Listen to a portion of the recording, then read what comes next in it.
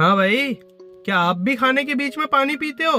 तो ये वीडियो आपके लिए है। एक काम करो, कहना क्या चाह रहे हैं भैया? जब पूरी थाली सजी हो, रोटी सब्जी दाल चावल, तो उसके ऊपर एक गिलास पानी डाल दो और फिर खा के दिखाओ। कर सकते हो? नहीं ना? फिर पेट में जाके खाने के ऊपर पानी क्यों डाल देते हो भाई? अरे बाबा!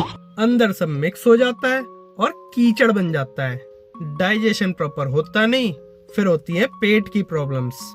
तो यारों, खाने के बीच में नहीं, खाने के 30 मिनट बाद सिप सिप करके पानी पियो, समझे?